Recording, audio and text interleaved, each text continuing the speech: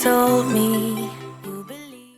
Welcome to the River's Edge, everyone. Today, I am excited to be interviewing Austin KELLI. She worked with Paul Saladino, and she is a physician's assistant, and she's been on the carnivore diet, and she's here today to talk to us about the carnivore and tell us all about it and her personal experience with it, and she has patients on it, and I just want to learn everything about it. So thank you for coming, Austin. Oh, thank you so much for having me. It's my pleasure. Happy to be on here.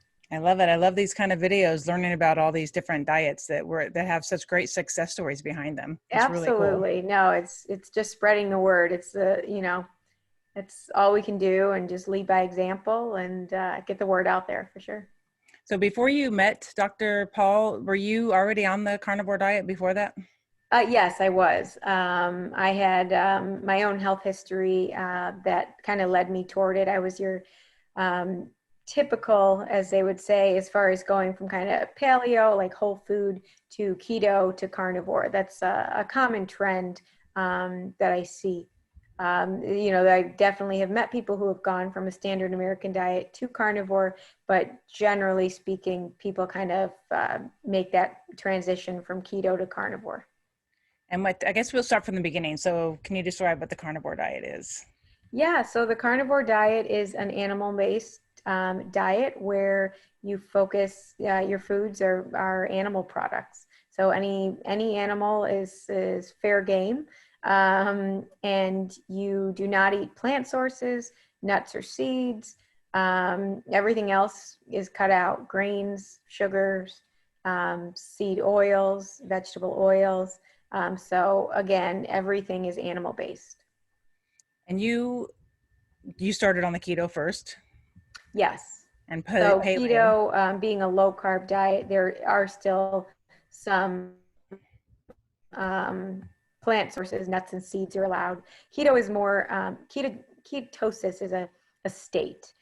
So technically speaking, the ketogenic diet and the carnivore diet are both ketogenic states.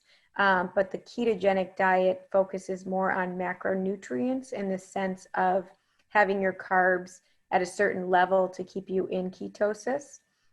So that does allow plants and nuts and seeds. Overall, though, both diets, keto and carnivore, focus on this, higher fat and higher protein ratios. Right. And so you started, I meant paleo. It was paleo, then keto, and then carnivore for you, right? Yes. And why did you switch from one to the other? Was it not working for you? It did in the beginning, then it stopped? Yeah, so a lot of it was for paleo. It was kind of overlap of recipes, actually, more so than anything. But as I noticed with paleo, eating all whole foods, still the sugar cravings were there. And this, energies, high and lows, that I would still have. Like if I had my smoothie in the morning of berries and honey, I was still pretty hungry, thinking about food constantly an hour later. Versus when I went to keto, I recognized that keeping my carbs lower was better. I also saw the benefits of certain plant sources as far as my digestion, as well as my energy. So cruciferous vegetables, specifically for me, I could not tolerate your Brussels sprouts, broccoli. I was having major digestive issues with those. And I really was only able to kind of zone in on that when I took them away, and I got a little bit more restrictive in the amounts of carbs that I was eating.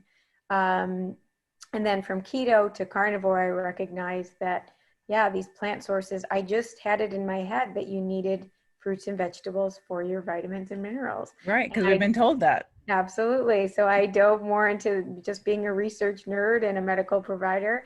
I dove more into the research of it, and I recognized that no, actually taking, especially the fiber aspect, taking fiber out actually made me the most regular I've ever been. Fiber is not a necessity for your gut microbiome. And yeah, so it was a journey for sure, but I learned a lot, and I couldn't be happier. So we don't need any fiber, because obviously you're not eating plants, so you're not getting fiber now, and you're regular. I have no fiber, and it's been about 2.5 years, almost 3, that I've been carnivore, and I am I have no issues there.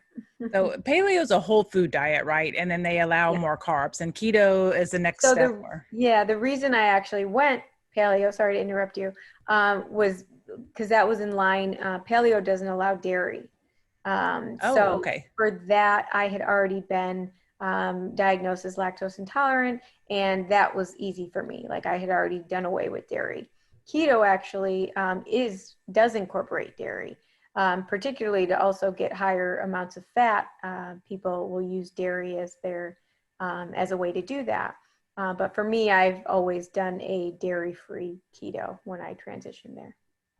Can you, okay, so and then you went to keto, and then and then now when you switch, why did you go from keto to carnivore? I just was experimenting and taking out more and more plants. And honestly, I saw that my energy levels were much higher, particularly also when incorporating. So initially, I did kind of the beef, water, and salt. I had incorporated chicken and pork, lamb, and then even by cutting out, I personally don't. I'm not as satiated with chicken. I'm not a huge, I've never been a huge person to eat pork. So now I really don't do the chicken and pork. I just do beef, lamb occasionally, seafood very occasionally. And I've noticed my energy levels are much better. My hunger levels are definitely decreased. I'm able to fast, naturally much more easily with those certain products. So for me, it was more so energy and digestive issues. Oh, that's interesting. So you really have a limited amount of food you eat. Maybe You not say, amount, but yeah. it's So type. it's so funny because many people say, "Oh, your food is so restrictive." But honestly, if I made a list of the variety of foods that I eat, I think my list would be pretty long compared to some people who do even a standard American diet or paleo or keto, where their rotations of food are the same meals. I incorporate any organ meat I can get my hands on. So I am eating organs every single day. The steak is a small part of my meal, actually. It's actually tends to be the smaller part of my meal, and then I incorporate all the organs. So the variety is actually, I don't feel restricted whatsoever. But you mostly eat cow. Cow's the only really Beef, the yeah. As main. far as muscle meat, yes. Even the organs. The organs, beef, lamb, and a very occasionally I'll do chicken livers or chicken hearts. But yeah, mostly beef. Oh, I can't get into those organ meat. I can't get into. I know, and that's part of my mission is making it more mainstream and making clients be able to see that it's honestly a mental aspect. So I like to give the perspective of coming from a standard American diet for somebody who sits and has soda or has Chips Ahoy cookies or Oreos.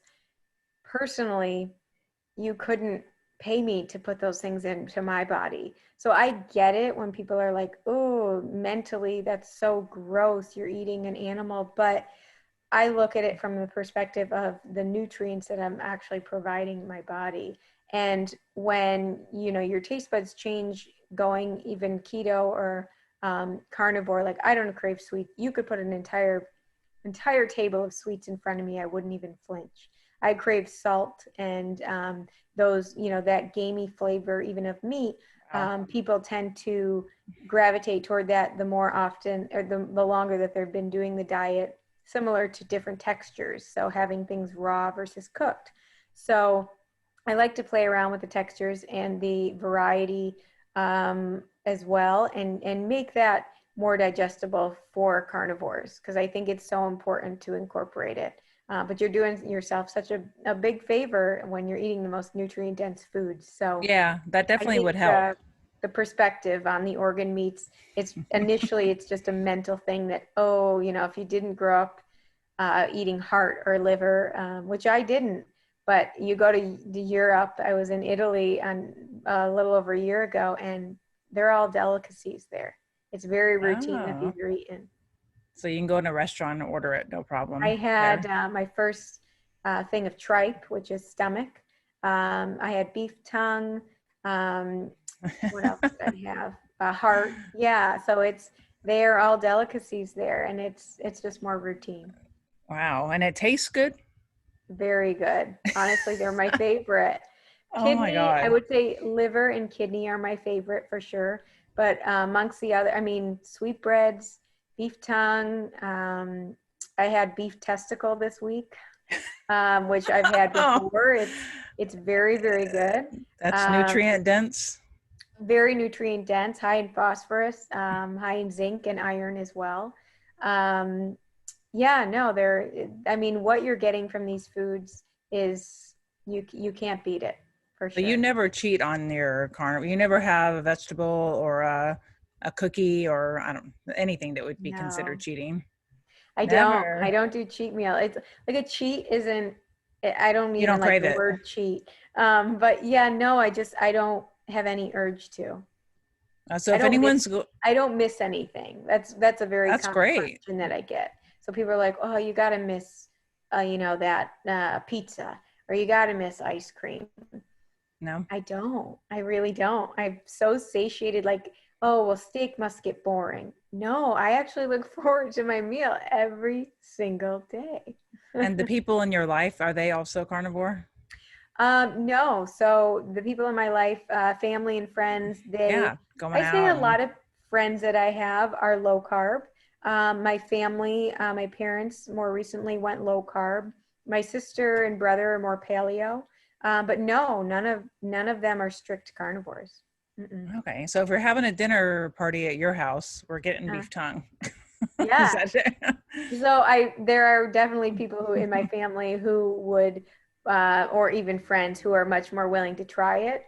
And if you do give them kind of the background on, oh, what nutrients are in this, like why should I eat this, It helps. and they can put their head around the fact that it is very good for them, they're more likely to try it. But as far as how they, if you have it like liver raw versus cooked, people are going to obviously gravitate more toward the cooked version or having it kind of hidden at first to see that they like it, and then they'll experiment after. Do you eat My raw? dad, I would say, is the most brave one of them all in terms of, yeah, I'll try it. Oh, Um, that's cool. but yeah, they're my mom on the other hand would, you say the word liver and or beef brain and she's like, oh my god, no. So Yeah. I deal with the full spectrum, and I don't push it on anyone though. I will say that. Again, I don't think a dogmatic approach is the right approach. I think that if people are willing to try it, by all means, I want to help you do it. But I don't push the carnivore diet. I don't make it that, my diet is the best diet. I think there are many, many wonderful benefits to the carnivore diet, but if that's not where you're at in your health journey and that's not something you want to try, totally And that's fine. okay. You got to find what works for you. Yeah. So I wanted to ask you who is someone that would want, who's the right candidate for that diet? And also, before you answer that, are you eating throughout the day or just one meal a day or what's your preferred? I know that's Yeah. personal preference. Yeah, no. So I personally eat usually 2 meals a day, and some days, depending on how busy I am with work or whatnot, I'll do 1 meal a day, maybe once or twice a week. But it's never forced. And as far as timing, it's usually, my first meal will be around 11 or noon, and then my second meal will be around like I'm done usually by 6 o'clock. It's like kind of when I want to cut it off. Is I've noticed that my sleep is better if I do Yeah. that. Mine too. So my second meal will be around like 4 or 5. So you have to be at home to cook these meals, right? Yeah, but cooking a steak or organs, like I said, I do most every organ that I eat, I do it raw. And then the steaks take Oh, right. 5 minutes to cook. So all I do is in order to prepare, it's just a matter of having it defrosted. So the night before or the morning of, it's always in the refrigerator, Wow. defrosting. And do you buy from like a butcher block box? What's it called? That online butcher Butcher Box box? is a delivery service. I Yeah. personally, Or Very rarely we'll do a delivery service, and it'll only be if I'll be traveling or know that I'm going to be somewhere where I don't have a local source. But personally, right now, I have the perfect local source, and Oh, so good. I Okay. haven't been to a grocery store in months except Yeah. to get water. I go to a local farm and I get all of my meat and eggs from that source Oh, and so you do order. eat eggs. I'll do duck eggs, and I stick to the yolks. Okay. Occasionally, I'll do chicken eggs as well, but I found that yolks only are better for me for digestion. Okay. Hmm. Okay. We can move on to the other question then. Who is the ideal candidate for Yeah, health for health reasons? Who wants to do a yeah. So for carnivore? health reasons, I have found the most profound effects in patients who have autoimmune conditions. Really dialing in because for them, this is chronic inflammation that they're struggling with. And so, even I've seen benefits, whether it's from standard American diet to carnivore. Obviously, those will be much more profound and more noticeable in them, just as far as a timeline, even. But yeah, so autoimmune diseases of many different sorts, whether it is Hashimoto's, like thyroid disease, whether it is irritable bowel syndrome, ulcerative colitis, people with chronic fatigue, a lot of autoimmune conditions also affecting the liver. People are very, initially they say, oh, well, my liver, is not in the best state. So having higher fat is always a concern, but it's actually been shown that a ketogenic approach and this carnivore approach can help to reverse liver disease. So your autoimmune disease of hepatitis, um, other hormonal imbalances related to autoimmune disease or just hormones in general, I've seen people do very well. And then you have people who are just trying to overall prevent chronic illness. So, the a little bit younger population in their 20s and 30s who just want to prevent diabetes, prevent heart disease because their family has been affected by it. It's in their genetics and also being contributed by the standard American diet. So they are just looking to improve their health in general. So the clients that I have, they definitely range, but I've seen the most profound effects in autoimmune conditions. Those conditions that you just mentioned, is it the carbohydrates that are causing that? That's why going to a carnivore diet because you're eliminating that source? That is always that is definitely a big question in the community. But the more that we're looking into it, it's this kind of debate between carbohydrates as well as the seed oils and the vegetable oils. Okay. So the industrial oils that are highly processed, that is the other big leading cause of some of these of the underlying inflammation in these patients. So the standard American diet unfortunately combines both, and it's hard to decipher. Well, is it really all the carbohydrates? Because that's spiking your blood sugars and causing you to be kind of ravenous and have all these ups and downs, highs and lows, and create insulin resistance, or is it also the seed oils and these really processed oils? So I think there is definitely a combination of both that is contributing, which is why generally people feel better taking out all processed foods, whether you're doing paleo or keto to start, and then they see, oh well, there's always this level that you can take it one step further. But initially with paleo, with keto, with carnivore, you're immediately eliminating the grains and the seed oils. So that is a large part.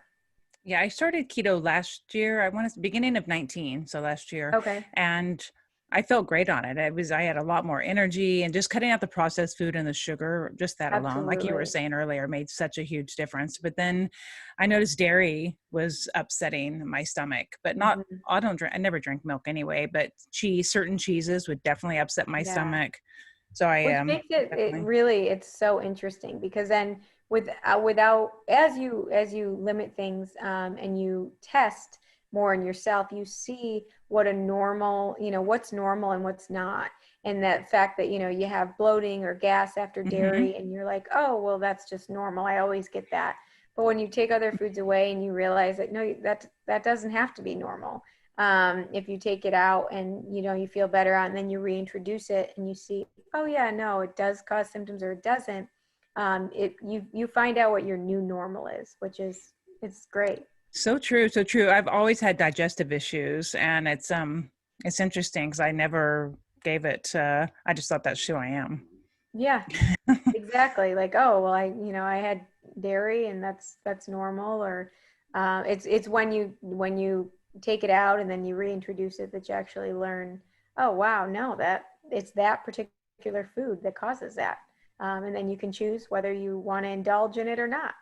Yeah, yeah, exactly. And there's no, you're going to pay a price for it. Yeah, exactly. But you know that for yourself. And it's like, for me, this doesn't work and this does work. Or, tonight to have that cheese because I'm craving it, even though it may cause this symptom, I know it'll cause that symptom, but it's worth the indulgence. So you would never go to a Mexican restaurant and have chips and salsa then and a margarita. That would not be on your No, menu. no. Mexican food, honestly, it's funny because I was in Manhattan for 10 years, and Mexican food was never, I mean, East Coast Mexican Yeah, food, there's no, not not a really thing. anything. And now I'm out here in San Diego, and Mexican food is everything, but I haven't had it in so long that it doesn't make a difference. Yeah, so it's not, yeah. I'm, No, but I love it though. yeah, no, my sister's, oh my God, if I swear one food she could not live without would be salsa and chips. Yeah, and there's just something fun. The energy around, like going to Mexican restaurants, always fun. And fun part of it. It seems Yeah. it's not No, I just the just stick food. with the carne asada. I just take the Yeah, meat. you have options. I did go to Tulum, Mexico, actually, and they had a local spot. They did at that point. I tried it because it was their cuisine for that area. Cochinita pibil. It's they roast a pig in the ground, and Yeah. basically it becomes, then they do like a shredded pork taco. So I went there and I just got the meat, and they kind of looked at me like, "What's wrong with you?" But it was phenomenal. Was it? So Yeah. that was my Mexican meal for the year. But that was awesome. That It was really, that's really good. so good. Really good. Oh, nice. Yeah, my niece just went to Tulum earlier this year. She loved It's it. absolutely beautiful. Very laid back. Like, it's a great vibe Oh, I want to go. for sure.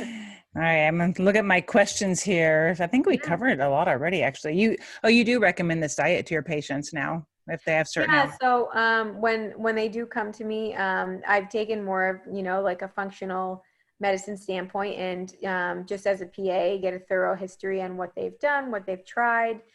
So some people, like I said, I don't push it on anyone, but I like to meet them where they're at. So for some people, that's more of the ketogenic approach to start, versus going strict carnivore, because it has to ultimately be sustainable. So whether, if they are an autoimmune patient and they are looking to really, get down inflammation and improve their symptoms, then I will offer the carnivore elimination approach in order to, really maximize the level of decreasing that inflammation. However, if this is, your someone who is metabolically more flexible and they don't have a lot of metabolic damage, if they're at, doing paleo, or they want to try keto, or they want to try carnivore, depending on where they're at in their journey, we talk about it, and we come up with a custom plan that's for them. The other benefit of just being a medical provider is my ability to get labs. So also not only checking symptom wise how they're doing, but also checking in on their labs and making sure nutritionally that they're hitting all those marks, and being able to interpret that, as in the setting of a carnivore lifestyle, because very commonly you'll hear that, oh, my doctor's really concerned, my cholesterol has gone up, and they, your typical primary care internist, they don't know how to interpret the labs. They don't know the reference ranges for those labs in the setting of an all meat based diet. So that is one thing that I'm also able to provide. Is there someone who you wouldn't recommend the diet to, like who's not a candidate for the carnivore diet? Um, I guess, Because you said um, you said your pregnant sister did it, so they can do it. yeah. So I guess, I would be more, it would be more strategic in like someone who is pregnant, just making sure that they're meeting all their nutritional needs. Um, the other thing, for similar reasons, breastfeeding. So just making sure that all those nutritional needs are met. And then children, of course, you want to make sure that, it's not too strict, that their needs are being met. I guess in the sense of children, though, it's more so that, maybe they might not voice certain symptoms as normally as an adult would. So being able to really, I mean, there are definitely children who have followed the carnivore diet, and it's not, they're thriving. Really? Yeah, actually, there's a couple people within the community who, because they're eating a carnivore diet, they feed their Their kids. children are? Oh, Yeah, interesting. absolutely. And it's definitely safe, but it's, again, it's kind of just making sure that they're telling you about their symptoms, if they're having any, or if they're low energy, those types of things. Making sure that you're just very aware of those things, and where changes would need to be made.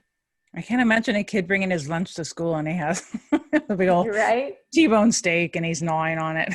Yeah, no, even if you did, deli meats, not that they're the best of Healthiest. quality, but you can make it more normal for sure. There a lot of companies are coming out even with snacks, in the carnivore space, as far as Oh, having, nice. I haven't um, seen that. yeah. So there's a couple, that are doing kind of uh, like a chip or a crisp, or even like a bar where it's like a pemmican bar where it's a dried meat, coated in tallow. So yeah, there are some emerging snacks as well. Oh, good. Yeah, keto definitely took over. And I love Yeah. it that you see keto, the whole keto section in a grocery store. I'm like, this is I awesome. know. Yeah, that was like paleo. It was, it became very trendy. And then having something that is certified paleo or certified keto, as a product, it just makes it more. I would still encourage you to always check the labels, because, some of them aren't truly keto or paleo, but, Yeah, they sneak you're, in a bunch of sugar and they yeah, that's call the it thing. keto. Or they'll say that, they're avocado oil for keto, and they have soybean oil as well in them. So you really do have to check the labels. Sneaky. Mm-mm. Sneaky, sneaky. It's all about those sales. Yeah, totally. um, and do you recommend a certain amount of calories that someone ate on the, I guess there are no macros, it's just fat and protein, right? I mean, that's what you're Yeah, I eating. mean, there's trace carbohydrates in some of the organ meats, but generally, carnivores really don't track. You don't you don't need to track anything at all. But if you were having problems in terms of energy or, digestive issues, sometimes we will. I'll in part as part of a custom plan, we'll play with those macro levels of higher fat versus higher protein. In terms of, calories, it's really just making sure that, you are getting enough calories, because like I had said, it is easy to intermittent, fast with this approach, because it's so satiating. So making sure that you're getting, if you are doing one meal a day or even two meals a day, that you're getting in the adequate amount of calories to meet nutritional needs. What that is different for everybody, but sitting down, I recommend all of my clients to get an in-body scan, which will look at their basal metabolic rate, and then their, total daily expenditure, TDEE. So that will also look at, basically how much are your basal metabolic rate, and incorporating what you do on a daily basis as far as activities Mhm. to, make sure that you're covering both of those bases with the, amount of calories that you're eating each day. So it'll also depend on the person's goal. Do they want to maintain their weight currently? Do they want to be in a bit of a deficit in order to lose weight? Are they trying to actually gain weight, lean muscle mass? So all of those macros and those levels of calories will differ depending on the client, which is why I think a custom approach is absolutely necessary. Many people, in the social media space, especially, say, just eat meat. That's all you got to do. And yes, that will definitely work to start because you're cutting out the seed oils and the carbs. So you are going to feel good initially. But when you actually zone into the macros and what your personal goals are, you can take it to a level that's, thriving and sustainable long term. Oh, interesting. So I've heard people say mostly, do you know Dr. Ken Berry? Have you heard of Yes, him? yes. I met him and his wife at KetoCon a couple of years ago when I Keto went, Con. and we've been in touch. They visited me in New York. We went to a steakhouse. Oh They my God, that's they're good awesome. friends of mine. Then they're incredible people. They're doing Uh, wonderful things for the community, and just as humans, they are amazing. oh, I love him. But he says that never, ever, ever count calories, and calories don't matter. It's all whatever, the insulin level, the insulin response is all that matters. If you're trying to lose weight, you still don't, maybe I want you to clarify. So you don't count calories, even if you're trying to lose weight, you just don't. I don't, as far as tracking for me personally, no, I don't. But when people come to me with like, this is my goal and I want to lose this amount of weight, I think it's something to consider. But that being said, that's after going through the adaptation period and getting them really on their way into the diet to begin with. So this isn't something that I recommend right off the bat. The first 6 weeks are really just like, let's get our head around the diet, make sure that it's sustainable, that you're doing well on it. And then if they have a specific goal that they're trying to get to, then we can break it down to that level. But yes, no, I would agree that initially it's making your body become fat fueled, where you're changing from glucose burning to fat. Right. And then later it's getting in on the details if their goal is a certain thing like weight loss. Yeah. So if someone wanted to lose 20 pounds and they're fat adapted, are they like staying on the diet? Are they just going to naturally lose that excess weight that the body doesn't Yeah, want I mean, without? our bodies are really, really smart. So it's more so a matter of, they want it right now. And so they want to do everything they can to make it happen more quickly. But your body will eventually lose that weight and put you at a happy weight that's appropriate for your hormones and just for your overall health. So it will come naturally. That is the major benefit of this diet, is that it really will come naturally, and you will crave, because you're eating, fat and protein, you will be much more in tune with, hey, like I'm really craving fat, or well, I had 4 pounds of meat today versus 3 pounds. I just really wanted meat. You are much more in tune with what your body wants and needs, and the weight just comes. But if you want to lose it faster, you could just eat less and then you'll lose weight Yeah, faster, there's right? there's what we call, tinkering with the diet, where you can focus on leaner cuts, or for some people, higher fat makes their hormones, balances their hormones more regularly, and it works better for people than higher protein. So it depends on the person, but yeah, it's the we're just us as Americans wanting that quick fix, and I want it now. I know. I want it now. See, that's right. It's- You're not alone. yeah. All right. No, and but knowing that your body is so smart, and once you get to a lifestyle, and it's not a short term, it's like it has to be a No, lifestyle. I really don't like the word diet. You'll see on my website that I use the word lifestyle much more.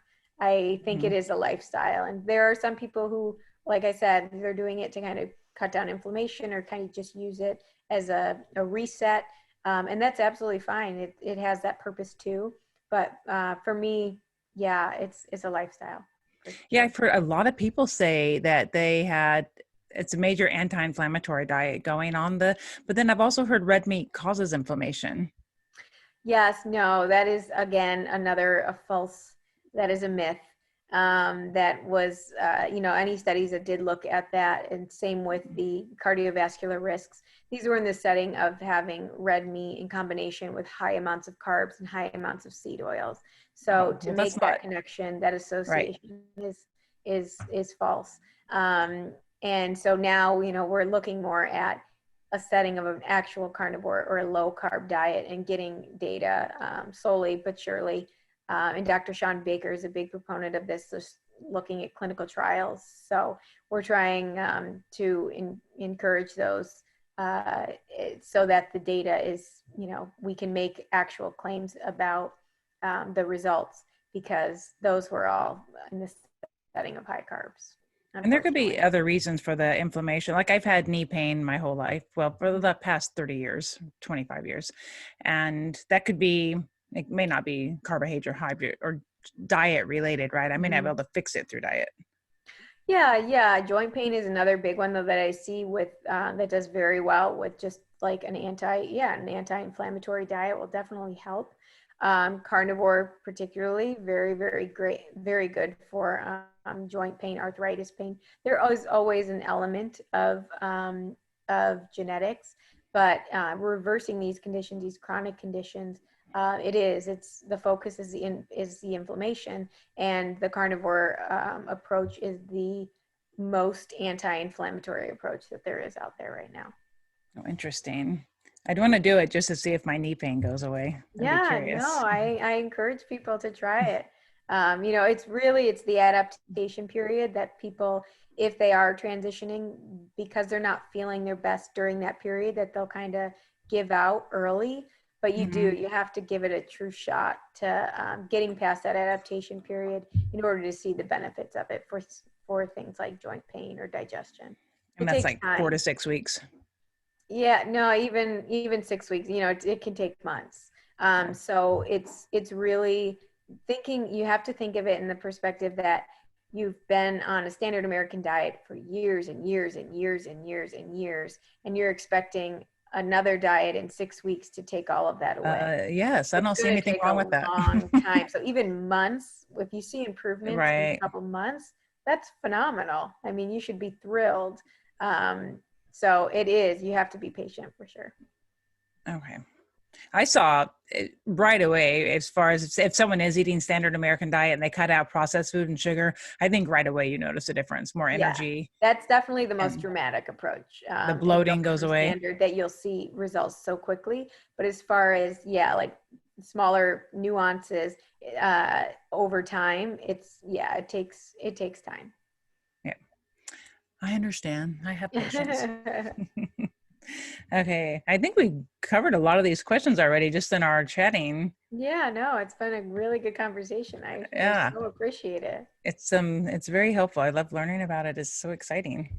No, I live for this. I honestly, I love to talk about it. I love to just bring awareness to it. And like I said, it's not for everyone. Some people, this is daunting they feel restricted. I like to tell people, some people are moderators. Then there's other people who are, I guess wouldn't say restrictive, but they're more like kind of that all or nothing. So there are people who like to have the options of eating like your low carb veggies and just having things in moderation versus having like, no, you can't have that. Abstinence would be the best word for it. You're right. So if you're an abstainer, and some people do better that way. People who are, were carb addicts and really struggled with disordered eating, they actually prefer the carnivore approach in that nope, that's not on the list and that's okay. I just rather not eat it at all, versus your moderators who feel safer with the ability to say yes or no themselves. Right. Again, I don't promote the dogmatic approach, but I think personality plays a role too. Oh, completely. Oh my God. As far as sustainability, for sure. Yeah, definitely. Are there any studies? Because this is relatively new as far as the way it's been marketed anyway, carnivore. I'm sure there have been people eating carnivore for years, but any risk long-term of this type of diet? From what we've seen, no, I cannot say particularly. We want to check, that's part of the lab work, making sure your kidneys are doing okay, your liver's doing okay. But with regard to like long-term effects, I know people who've been on it for 8-10 years Okay. And again, these are individual people, so we don't have masses to say anything, but that's part of the clinical trials that we're, trying to, if you've been on a carnivore diet, even for a couple months, we're trying to get the numbers, the N equals, the population of patients as high as we can. So to be determined, but haven't personally seen any Do you long-term. trust, did your blood work or anything change when you went from keto to carnivore? Yes, I definitely had an increase in cholesterol, which I'm not worried about. It was LDL, which I know is totally expected. Otherwise, my ratios were good in terms of risks for cardiovascular events and what we know about cholesterol. The other thing that is very common is an increased ferritin level with just the amount of meat that you're eating, but that has to be interpreted because ferritin can also be a sign of inflammation. So you have to interpret that level based on other inflammatory levels. So again, knowing how to interpret these levels is very, very important. And I feel very lucky to be able to do that for clients because it just really puts their mind at ease looking over these things and knowing that, because this approach isn't mainstream, that they're not hurting themselves by doing the diet. Yeah, it's definitely not mainstream yet, but there are a lot of people. I love watching, whose name did you just say a minute ago? He's on so many YouTube videos. He's promoting it. He's been Dr. on the Berry? diet. No, after that is him and Paul are always not together, but I see Oh, them all Dr. over YouTube. Baker. Yes, Or yes, Sean yes. Baker. Yeah, Sean Baker. Yeah. Yes. I like watching him too. He's so into it. It's Yeah, just and he's inspiring. very much in promoting, like, as far as the medical providers and providing insight into medical providers, because it is like from a medical standpoint, he was an orthopedic surgeon, and as a PA, it's getting this information to the medical community as well as to just everyday people, and changing the standards of medicine. So I know, for example, like with the ketogenic diet, there is a hospital, the number one hospital for cancer is in Manhattan, Memorial Sloan Kettering, and they're implementing trials with the ketogenic diet. So if we can make these movements, it's so huge, to see that it's, not only is it making people in their everyday lives feel better, but it's actually helping to reverse disease, and we can use it as a tool for medical advice. We have to get medical providers on board. And he is encouraging that. I see in his social media all the time, which is so important. My doctor is holistic first. She believes in whatever way, no pill handing out. It's like, let's see how we can fix this through diet and naturally. Yeah. No, I love that. I feel very lucky to be a provider and have been just enlightened by this diet, because I did see the other side of it for sure, even just in my education as to what they teach you and what they don't. So it's important. And you work with people too, so can you tell people the program you offer, the services? Because you live in San Diego, but you can work with anyone over the phone or video. Yeah, I work with people all over the world. Actually, I have people in Europe, in Canada. I mean, I've been doing virtually, so that is definitely an option to help people. COVID especially has taught me that that's they're all consults are virtual. But yeah, so I approach it in the sense of kind of zoning in on what their goals are. So I start with an initial consultation, looking at a full medical history, as well as focusing in on their current lifestyle and their goals. So that's about an hour session that we get into all of it, A to Z. And then I create a custom plan for that client. Again, depending on their goals. Some I offer also, if they don't want to do like the program where it's, minimum of 6 weeks or 3 months or longer. I also offer Q&A sessions because there's a lot of people who are, I've been on carnivore, but these are the things that I want to work on. So I offer Q&A sessions. I offer reintroductions as well. Kind of if people have done it for kind of a reset and now want to start incorporating foods or they don't know how to do that. I have a background in research, so helping them through that and doing it strategically is really, really important in order to see how certain things affect you. So that's another thing I offer. And then I also offer just lab recommendations, lab interpretations for, again, people who are generally like, oh, I've been carnivore, but I want to just check in on labs, those types of things. Okay. And the Q&A session, is that like a Facebook group or what is that? So it's one-on-one with me. Oh, okay. So yeah, if they have specific questions that they want to ask, I'm fine to do that. It's kind of like your a la carte session as opposed to a program. So I'm fine to do that as well. And do people just go to your website to learn about that? Absolutely. You can go to my website, qualitycarnivore.com. On there, I also offer a free organ meat cheat sheet where I've broken down all the macros for organ meats is pretty hard to find. So I personally, because I eat them every day, I've really gotten a hold on all of them and I don't think about them anymore. But I wanted to offer those for other people because some of them are still worried about certain trace carbs in the organ meats. If you eat a lot of them over a week's period. So that is available on my website. It's not a subscription. It's just a PDF that gets sent to you. Oh, that's nice. Very handy. Yeah.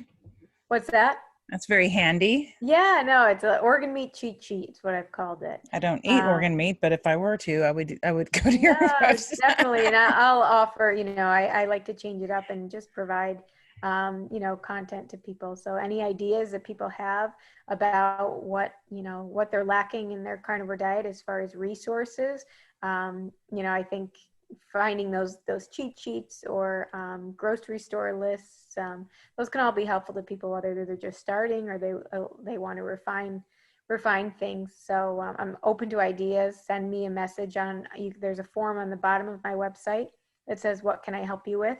So if you have any ideas or things that you're looking for, by all means, reach out and I'd be happy to help. Now, what if someone can't stomach organ meat? They try it and they just can't do it. How are they going to handle that and be on a carnivore diet? Yeah, so I do nutrients? believe that nose to tail is pretty important. And so the best way, as far as I don't know people who can't digest it, that I haven't seen anyone with digestive issues. Stomach and stomaching it versus taste and texture. There's definitely ways to do so, and that's why I like to kind of test out each organ, cooking it a different way, whether it's baked, pan seared, in the crock pot. So I test out all these things and I try and enlighten clients on how it changes the texture of the taste so that they have a better idea. So always look for recipes through my social media for those. The other thing is kind of hiding it or taking it like a pill. So I would say to mix it in with ground beef or ground lamb, whichever, ground chicken if you prefer, mixing it in the form of a burger or even just however you eat a meatball or whatever is a way to do it. The other way would be to portion it out into like a 1 ounce portion and have it raw where the smell and the taste aren't there, and you swallow it whole like a pill. You just make it small enough that you swallow it each day frozen. So those would be my first 2 suggestions. There is definitely, as you've seen, Dr. Saladino has started a supplement company, and their ancestral supplements is another one. So there are supplements that are out there that are desiccated version. I am much proponent of having the actual food. I think that, organ meats are very sensitive. Even being in the refrigerator, it can only be in there for 2 to 3 days. So to process it in a facility, I personally say, let's go with the food and supplement. But, if it's a matter of getting it in and that's your only option, then, that's okay too. What nutrients are in the organ meat that you could get if you weren't on a carnivore diet that you, I don't even know what nutrients they are, but what would... Yeah, the biggest nutrients in the organ meats is really the iron, vitamin B12, zinc, copper, selenium. There's other foods you can get that in, right? I'm sorry. There's other foods you can get that in. Yes, but again, it's more the bioavailability and the absorption of them. So they're not as well absorbed as when you're getting them from the organ meats. So that's the concern. Yeah, and they're not in as high amounts. So you would have to, like I said, with the example for the spinach, 10 cups of spinach, or for someone to eat that in a day, when you could have an ounce or two of an organ meat, you're definitely getting more bang for your buck with the organ meats. Got it. For sure. You wouldn't get your daily recommended value routinely through the plant sources. Just trying to force this organ meat on us. I know. No, it's not forced. It's just, honestly, it makes it so easy because they are the most nutrient dense foods. Liver per calorie is the most nutrient dense food. I know. I always hear so that. Even if you only did one, do liver. And again, there's snacks that Carnivore Crisps is one of them. Carnivore Snacks is another one. They do a desiccated liver, like crisp or chip. You could do it that way even. But again, you're eating the food. So, however you can get it in. Yeah, whatever works. Whatever works. That's the start. And then you'll see your palate change as you go more carnivore, where raw liver actually tastes sweeter than when it's cooked because of the heating of the minerals in it. It tastes more metallic, I've found, when it's cooked. So when I eat it raw, it has a much better taste. Oh, wow. I've never had raw beef before. Oh yeah, totally safe. Again, it's just a matter of getting it from a good source. You want to make sure that your local source. And I always promote eatwild.com. It's a website, and you can put in your zip code on it, and it will tell you the local farms that are near you. And you can call them and ask them, grass-fed, grass-finished, what animals they offer. If they do, some people do raw milk, some people want raw dairy. So you can call them and ask what they, if it's in line with what you're looking for. Organs, for sure, because a lot of these, the problem with the delivery services, there are some that do organs for sure, but it's keeping the organs cold. So they have to be kind of your bigger companies that have the dry ice and to ship things locally, or smaller farms don't necessarily always ship. So Eat Wild will help you with local sources. Sure. Oh yeah. Yeah, I'll just check that out. And do you have a butcher that you go to that's near you? So I have a local farm, that I go to. And their processing fee is, or processing facility is outside of the farm. But then all of their product is shipped to a single warehouse, and that's where I get all of my products. Oh, interesting. Yeah. So I get brain, I get testicle, I get sweetbreads, I get kidney, I get heart, I get liver. I'm trying to think of what else. Oh, no, I said sweetbreads. I think that's all of them. So you don't drink any alcohol? No. I've never been a big drinker anyway. I did in college because it was the cool thing to do. But I personally do not handle alcohol well. I after college, not a drinker. So someone on a carnivore diet who wanted a glass of wine with their steak, that would be a no-no. Well, it's not considered carnivore, but there are, like I said, it really depends on you. So with alcohol, your liver processes the alcohol before it processes anything else that you've put in your body. So you ultimately halt the breakdown of other things, and your liver focuses on the alcohol. So it's not a good habit in general for your health. But there are companies now that are coming out that are organic. The Dry Farm Wines is one of those companies that provides this cleaner option. They're focusing on the glyphosate and the tannins and the quality of the wine. So it's there are cleaner options that are becoming available, but personally, no, I don't recommend alcohol intake. Okay. That's fine. I'll just get rid of all my wine. No, again, it has to be sustainable for you. I'm So if kidding. having a glass of wine with your steak is something that's going to allow you to feel some freedom and not restricted, then by all means. Yeah, I'm definitely Same more of a with what's that? definitely more of one who does things in moderation rather than Yeah, cold the turkey. moderator. Totally. Absolutely. I'm all for it. Again, if you're doing something, let's say you were strict for 6 weeks carnivore and you hated life. What was the point, right? I know. If you can do 80% animal even, or 70%, whatever that number is for you, you find that balance, and then you do, once in a while you have your plant sources or you have your wine, and you can do that for 6 months or 6 years, then I encourage you to choose the second option, Yeah. because sustainability, anybody can do a short-term thing and say, I'm going all in and that's it. But then if you go back to the standard American diet and What's the point? what is the point? So it has to be sustainable, long-term sustainability. This, again, lifestyle is my word. Diet, not a fan.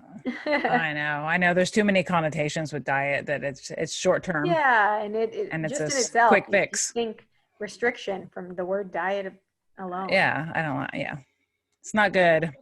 Last question. I don't think we covered this one. The blood type, does that play a role in? Yeah, so Dr. Saladino actually has been talking about this more recently, and it's funny because I myself saw a naturopath, and she asked me immediately, "Oh, what's your blood type?" And she actually worked with, I'm blanking on his name right now, but she worked with him. She was trained under him. Oh, it's going to bother me. Oh, go ahead, look it up. Yeah, I'm just. I meant to ask you about intermittent fasting too, and doing that. Dr. Diadamo is the blood type diet. Eating for your blood type, and the evidence is not there. So yes, it's this kind of this thought, and there's information that he put out that, type A is this and type O is this. Mm-hmm. I personally am type O. Mine works with his theory as far as more animal products. Yep. And getting away from plants. But as far as the actual data and research behind this, it doesn't exist. Interesting. So I can't say that it's a real thing. I personally, based on the lack of evidence, do not believe it is. But for people who have seen that theirs is in line with his findings, they like to know that, especially with carnivore. But I know many carnivores who are not type O. Yeah, I'm O negative. I'm definitely can handle the meat eating. Okay. Yeah. Yeah. But I have some friends that are, I think she's A or AB, I forget, and she just cannot handle the meat very little. Yeah. Yeah, no, I've seen it go both ways, but yeah. Well, to each their own. You got to figure, that's the whole thing, right? You got to learn about our bodies. There's what no works. one size fits all diet. No. So to say, even with blood type, there's no way. There's just always going to be people on the spectrum that do better and those who don't. Yep. Well, thank you so much, Austin. I think we covered everything. Oh, excellent. Well, it was my pleasure. Like I said, I live for this. I love talking about it. I love helping people in this way. So Instagram, Facebook, I'm also on LinkedIn. I have a YouTube channel, which I'm getting in the works. So hopefully that'll be awesome. Yeah, I'm thinking videos will be, like I said, if people have ideas, definitely go to my website, qualitycarnivore.com. Provide feedback, insight into things that they're looking for. I'm here for providing value and just getting the word out here, spreading the word. So anything I can do to help, all for it. And I really appreciate you taking the time to interview me. Thank you for having me on your podcast. Oh, thank you. And is your Twitter and YouTube and all that under Quality Carnivore? I want to list it in the description. Yeah, so I don't have Twitter, but I have Facebook, Instagram, LinkedIn, and then I've started the YouTube channel. I just haven't posted anything yet, but those are all the sticker, like the buttons for those are all available on my website. So qualitycarnivore.com. Okay. Also feel free to DM me for on Instagram is probably the most popular social media platform right now. So feel free to DM me. And again, leave, there's a form on my website as well to write into. Awesome. All right. Well, thank you so much, Austin. Enjoy the Thank rest of your you. Sunday. Yes, you too. It's been a pleasure. Thanks so much. Hope to talk to you soon. All right. Sounds good. Bye. Bye-bye. When you told me